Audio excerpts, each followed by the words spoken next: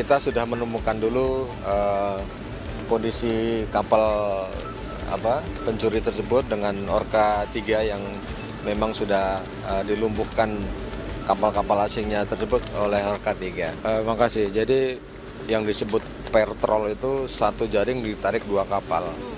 Biasanya dia mainnya troll satu jaring, satu kapal. Tapi ini dua kapal ini menggunakan satu jaring. Nah itu kekuatan merusaknya terumbu karang lebih besar, ya, lebih masif sehingga akan menghilangkan rumah-rumah ikan di wilayah kita.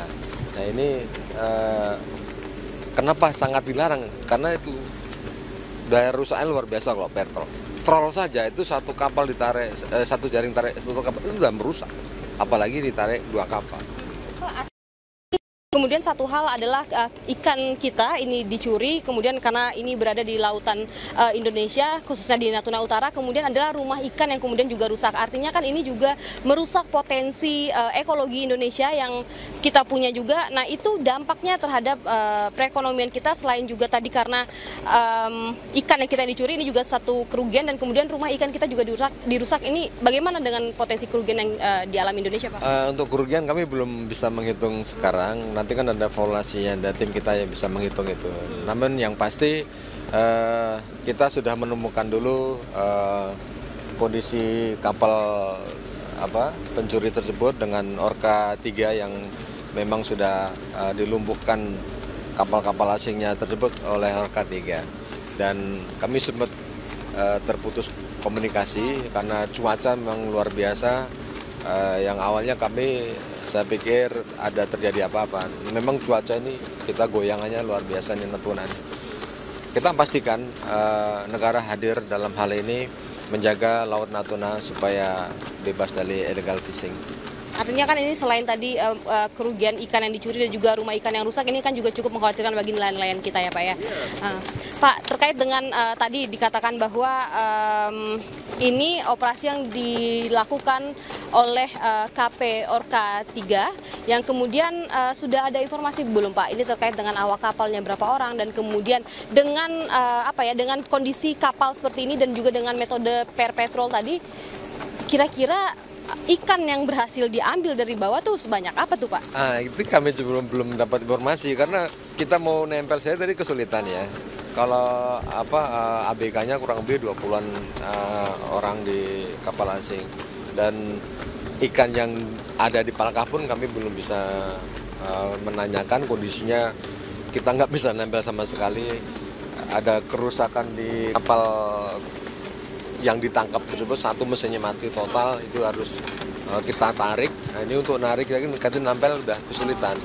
Ini makanya kami diminta untuk mendukung pembantuan dari Orca 3 ini. Nah perlu diketahui juga Orca 3 ini operasi bersama dengan Bakamla. Kemarin menggunakan biaya dari Bakamla untuk ini, sehingga kita kerjasama dengan Bakamla dalam hal ini. Nah adanya kenapa kami hadir, dumas dari masyarakat, pengaduan masyarakat luar biasa di Natuna ini diberitakan banyak kapal asingnya, dan terbukti memang Orca 3 berhasil menangkap 2 kapal asing tersebut. Pak, tadi terkait dengan sinergi begitu dengan Bakamla.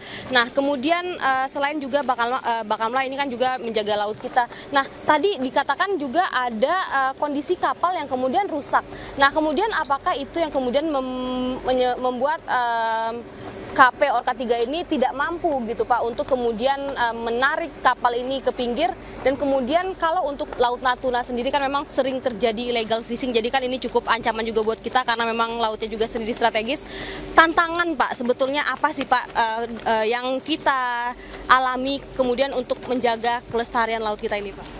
Tantangannya ya yang pasti kita perlu kerja sama yang lebih intensif semua aparat laut di kita ini. Tidak bisa berdiri sendiri-sendiri. Yang utama lagi adalah anggaran operasi. Terus terang itu menjadi tantangan kita. Tapi dengan kondisi seperti ini, efisiensi, kami tetap berusaha bagaimana KKP menjaga laut kita ini bersama Bakamla, dengan Angkatan Laut juga ada juga mungkin di sini. Dan intinya aparat di laut kerjasama yang hebat di sini. sinergi kerjasama yang hebat. Tadi terkait dengan upaya penarikan kapal ini selanjutnya apakah akan proses di Indonesia atau dikembalikan dideportasi ke negara mereka si ABK ini, apa yang akan proses yang akan dilaksanakan setelah itu? Yang pasti ini kita berusaha dulu, kita mau narik kapal yang mesin mati tadi ya. Setelah itu bisa, nanti kita bawa ke pangkalan PSDKP Batam.